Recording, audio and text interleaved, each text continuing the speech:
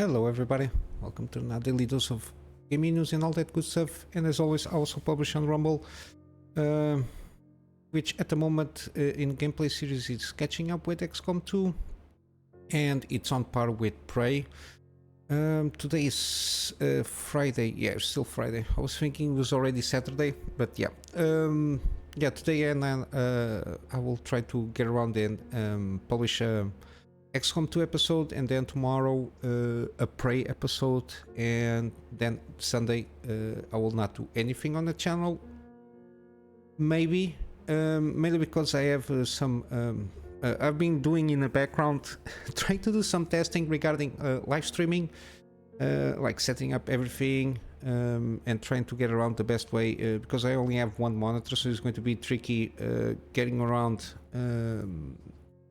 doing all the stuff, but I think I managed to get around and maybe get provide a decent experience. I don't know, this weekend I will maybe try to do some like a live stream, like testing out everything from chat, if people are getting the stream in good conditions and good quality.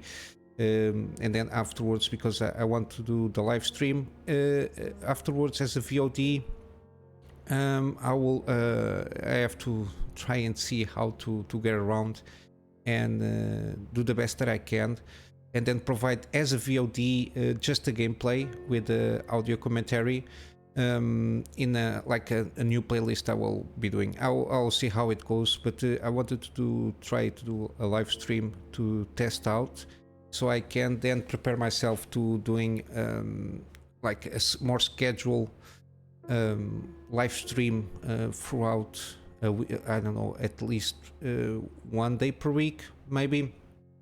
Mainly because I want to play a little bit more Elden Ring.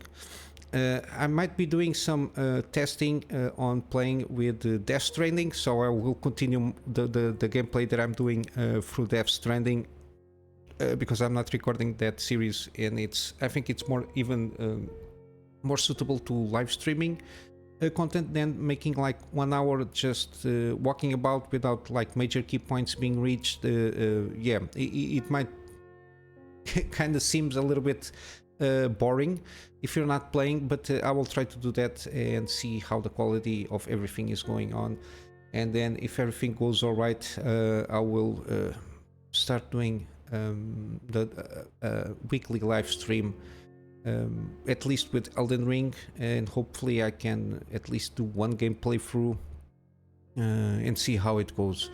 I will try to do that. It will be unannounced, mainly because I don't know when I have the time to do so I don't want to try to get around and say I'm going to do in this particular day at this time and not be able to do so maybe between tomorrow or maybe even Sunday I will have to go about and see how it goes, but it will be unannounced. I might tweet something when I'm trying to do that, but other than that, those are the plans for this next week. And I will be doing the next gameplay series will be, I think I will go for the Star Wars Jedi Survivor, mainly because of the active gameplay series. If I'm going for a first person kind of a thing there, we got the Resident Evil stuff, and then even with the horror game Dead Space remake, I'm still a little bit hesitant on kind of indecisive between Star Wars and Dead Space. Maybe I'll go for Dead Space, then Star Wars Jedi, and maybe then Resident Evil or other kind of series, because I have the Tomb Raider series, and I've got a lot of I explained here on the channel update, I got a lot of games that I want to go through, some of them replaying, like Resident Evil. I try to delay Resident Evil mainly because I kind of still remember pretty well the key points of the game, so I'm trying to delay that a little bit more, but yeah, we'll see how it goes. I will let you know throughout this weekend. Maybe tomorrow I will reach a decision and prepare everything to start recording that also. But yeah, I still managed to get around and recording a few Prey episodes in advance, so I can get like a good amount of archive footage, so I can publish everything without delays. But yeah, not much happening also in terms of news. We got some leaks regarding leaks, rumors.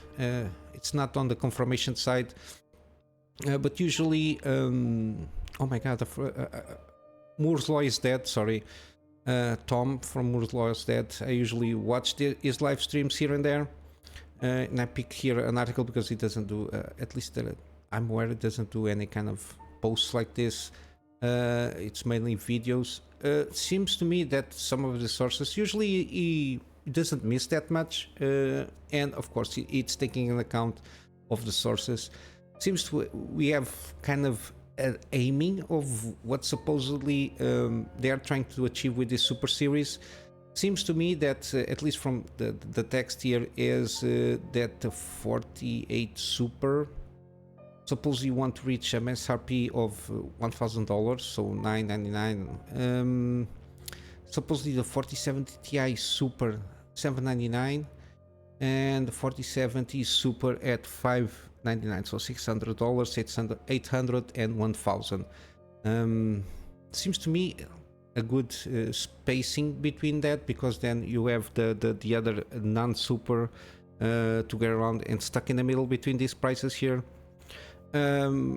If they manage to get around and really be this aggressive, especially with the 4080 Super at $1,000, I think it will give a little bit of a struggle for AMD with the 7900 XTX, because the 4080 and the 7900 XTX at this point in time, in terms of performance, rasterized performance, they are basically kind of the same. They trade blows depending on the game and everything. And in some cases even RT performance, depending on a lot of stuff, but they kind of in overall trade a little bit blows in rasterized. RT to a certain degree 4080 is a little bit better, and of course the upscaling shenanigans there, the quality it's better on the Nvidia side, but usually the difference is average between $300 between the two cards. And if they manage to get around and make the 4080 Super MSRP, I'm not sure if they're going to launch an Nvidia kind of a thing there, and then leave the AIBs to go for the more expensive ones. If it is so, it will be even more competitive. Even though we got a few days before, like a few days ago or yesterday, from time to time the 7900 XTX goes around $800, which is a pretty good deal for that GPU. But yeah, this one seems interesting, even though the more interesting out of the three ones will be the Ti Super, the 47 Ti Super.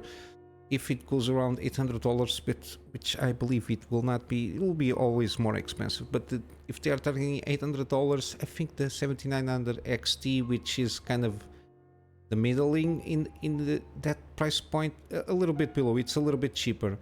But supposedly the 4070 Ti Super will have in terms of performance comparatively to the 4080, the normal 4080, I suppose it's almost reached there in terms of it's going to be right below supposedly in terms of FPSs or in terms of performance for $800. If they manage to get around this, I think this is the winner out of these three that are going to be launched, even though I think the 4080 Super will pressure up a lot of in terms of AMD on the pricing side, or it will to a certain degree will pressure AMD if they have anything on the cards to launch like a refresh like the 7950 XTX or something like that. I don't know. I don't know to which extent they have plans for that. But yeah, it seems pretty interesting. But then again, this is leaks, so it's a little bit on the rumor side. I will not take this as on its face, even though it might gives us a good indication of what they're trying to aim. Again, it's only 3 days from now. We'll have the CS opening stuff with especially with the Nvidia keynote or whatever it is. They're going to announce the launch of the Super Series and with all the prices. And then again, then we have to take an account there.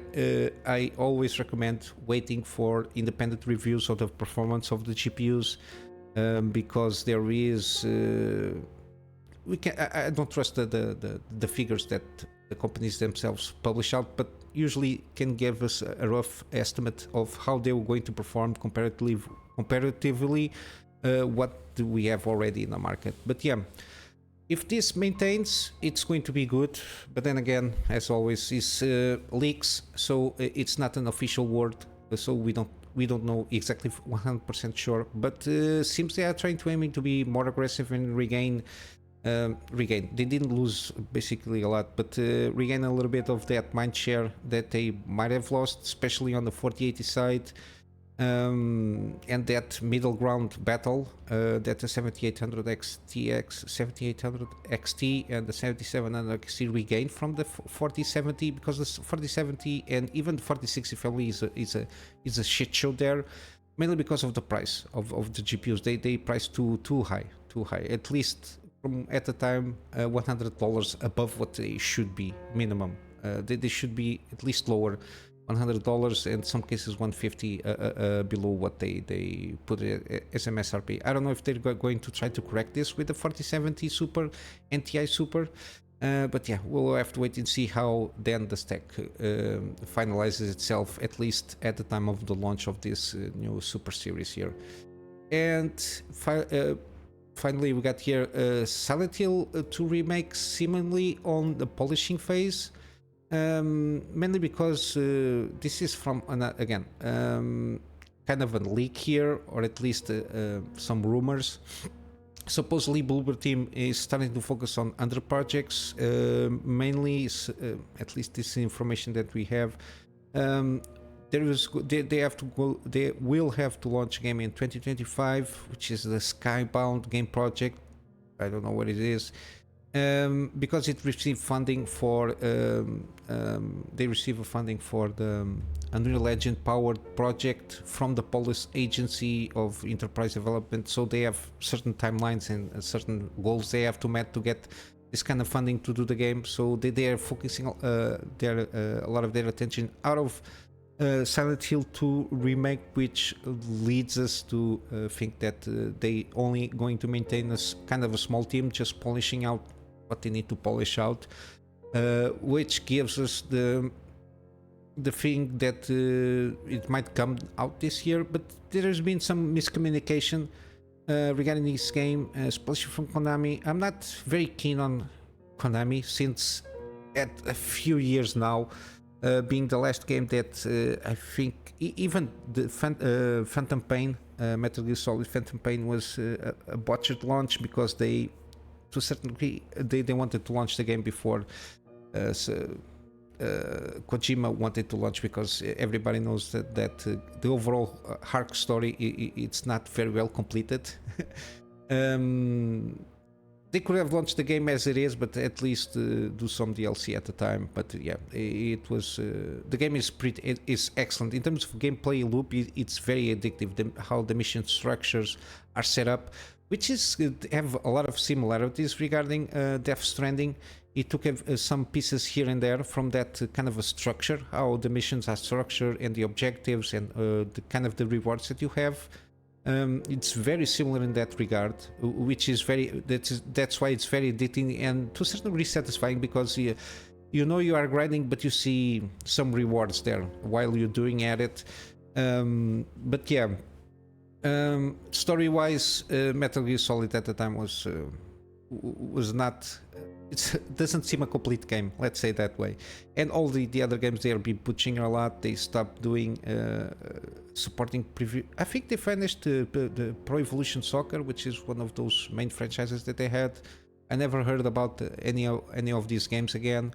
Yeah, they just went for pachinko machines and that's it. They are not. They don't care about what they might do this favor with Silent. I think there is some departments there that they really are interested in start ramping up the at least PC and console games there. But I don't know this Konami stuff. They butchered the Metal Gear Solid Remaster also with horrible ports. I'm with that, people just are not enthusiastic enough now with Metal Gear Solid Delta, which is the remake of Metal Gear Solid 3 Snake Eater. Yeah, it removed all my enthusiasm for those games. The way they're going about it, including Silent Hill, because of the miscommunication, it seemed to give a crap about the IPs that they have, and trying to get around to get more interest. I don't know, they don't know what to do, what they have on their hands. But yeah, it is what it is. Hopefully it will be a pretty good game. Even the Konami, there is a Silent Hill thing with Bad Robot, which is a shit show of a thing, which supposedly it's like an episodic thing that you can interact, but then for you to interact you have to microtransaction your way out of voting the decisions. It's a shit show there also. But yeah, that's why I'm getting even more reticent regarding Resident Evil 2 Remake. I don't know how they're going to monetize it, but for sure we'll see something. I don't know. I'm on that stage now. I think they will try to monetize something out of this, which is removes all okay. But yeah, it is what it is. I'm going to wrap up here with some gaming deals here. Again, Marvel's on the Galaxy now, it is free on Epic Games Store until the January 11th. Already claimed it. For sure I will play this game because it's very underrated from what I understood. Got a lot of good narrative. The comic book characters are the characters are more inspired from the comic books than from the movies, which gives us at least for the mainstream, because Guardians of the Galaxy is not a very well known IP until the movie came out. It got its own they are very interesting characters from what I understand, and this game, even in the combat stuff, interestingly enough, this is from Eidos Montreal, which are the games from Deus Ex, at least the studio. Yeah, very interesting and seems pretty good. And again, it's for free until the January 11th, so 5 or 6 days from now. Don't forget to claim it.